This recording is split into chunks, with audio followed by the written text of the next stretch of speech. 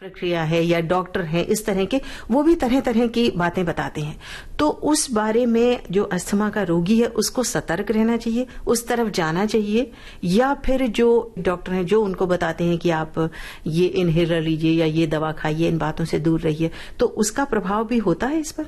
देखिए, अगर देखा जाए तो ये जो जिसको हम लोग पैरेलल मेडिसिन बोलते हैं, इसमें जो नुस्खे हैं वो ट्राई करने में तो कोई हर्ज नहीं है, लेकिन जो इनहेलर्स है वो मरीज को छोड़नी नहीं चाहिए, क्योंकि अस्थमा की जो बीमारी है वो कभी ठीक नहीं हो सकती है। और आजकल पूरे दुनिया में जो रिसर्च चल रहा है वो यही बोलता है कि ये बीमारियां ठीक नहीं हो सकती, ये कंट्रोल में रख सकती है। पर अगर आप इस पैरेलल उसमें जाते हैं तो साथ साथ अपनी जो दवाएं चल रही हैं, इनहेलर चल रहे हैं, उन्हें बंद ना करें, जरूर चालू रखिए। हाँ, क्योंकि प्राणायाम से ऐसा लगता है कि जो फेफड़ों में हवा भरती है, ऑक्सीजन हम लेते हैं, उसकी गति जो है, जो उसकी जितनी जरूरत है वो सामान्य होती जाती है। इस तरह से हम बढ़ा सकते हैं। सामान्य नहीं हो जाती है, लेकिन उसको बढ़ा जरूर सकते हैं। और जो आपकी ताकत है फेफड़े की, आपकी श्वसन लेने की जो ताकत है वो जरूर बढ़ा देते हैं। और कोई इस तरह के आप उपाय हमारे श्रोताओं को बताएं कि जिससे श्वास की जो बीमारी है उसके प्रकोप को थोड़ा कम किया जा सके। सबसे इम्पोर्टेंट एडवाइस इस बीमारी में जो है वो है कि आप रेगुलर एक्सरसाइज और मेडिटेशन करते रहे, जैसे आपने बोला प्राणायाम, और एक जैसे कि 30 to 40 मिनट्स चलना, वॉकिंग। पर उसमें सांस फूलेगी जिसको सांस की बीमारी? अगर आप दवाई ले रहे हैं, जैसे मैंने पहले भी कहा, अगर आप दवाई ले रहे हैं तो आप खेल सकते हैं, कूद सकते हैं, कहीं पे भी जाके दवा लेके आप वॉकिंग जरूर करें।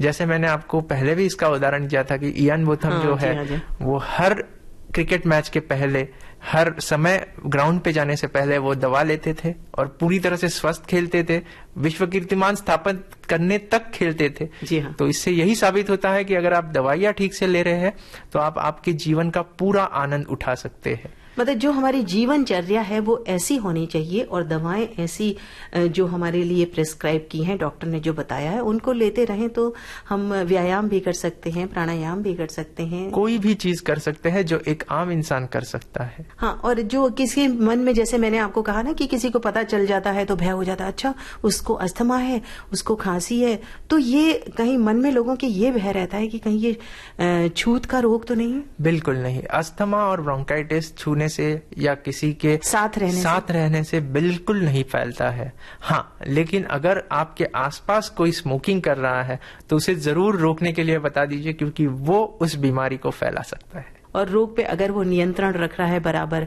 दवा ले रहा है, तो बिल्कुल नहीं।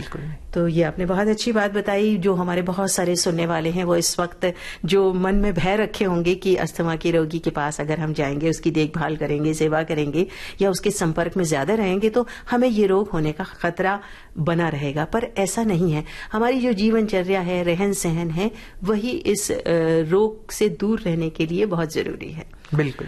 तो अब आपकी पसंद का गाना हम सुन लें एक और। जोधा अकबर फिल्म में कृष्णा का जो भजन है वो मैं सुनना। आपकी पसंद बहुत अच्छी है डॉक्टर।